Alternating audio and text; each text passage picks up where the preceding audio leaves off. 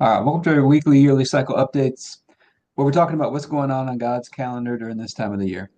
So we're getting to the middle, the end of February here, and it seems like this time of year, every year, God reminds me about just the importance of our emotions and so the role that they play in our health.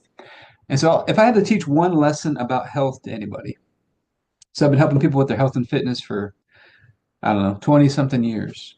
If I had to teach one lesson, I wouldn't teach about nutrition. I wouldn't teach about exercise. Probably I would teach about emotions.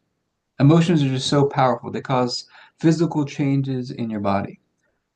And I like to think of emotions as like powder in the bottom of a glass. They can get stirred up. Think of like Kool-Aid in the bottom of a glass. They can get stirred up. And things come at us in life, they stir up the emotions. And emotions are just meant to be feedback. They're letting us know what we're focused on. They're letting us know if we're believing something that isn't true. They're just giving us feedback so that we can make adjustments in our focus, in our belief systems, that we can identify things that we're believing that are not true. I think of emotions as just an amazing gift that God has given us.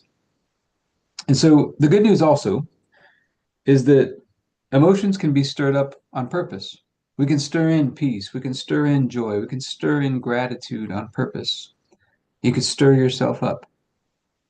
And so we're going to take communion over this today, just asking God to give us a greater understanding of the gift of emotions that He's given us. But Heavenly Father, we're so grateful for this opportunity to have communion with you, to have fellowship with you. And I just pray for everybody who's watching or listening, their families, their friends, everybody connected to them, and all of our church and governmental leaders. And Father, I was asking for your help today. As we take communion, we're asking that you would help us to have a greater understanding of our emotions, just the gift that you've given us with emotions. Help us to understand its impacts on our health and just any other areas that you want to show us. As we believe in as we take communion today, will be an activation of these things. So I thank you. The night Jesus was betrayed, he took the bread and he said, "This is my body broken for you. Do this in remembrance of me." I just thank you that we get this opportunity to remember. Let's go and take our bread.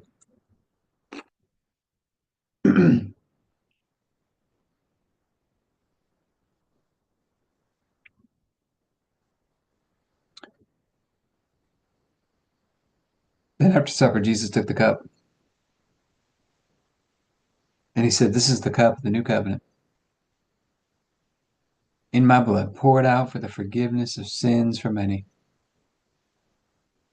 I just thank you that we get to have a covenant relationship with you.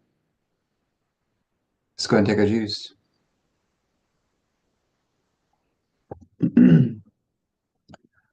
All right, so today is also Saturday, which means that it's Speak Life Saturday, which is a reminder for us to pay attention to the words that we choose to speak and the tone in which we speak them, because life and death are in the power of the tongue.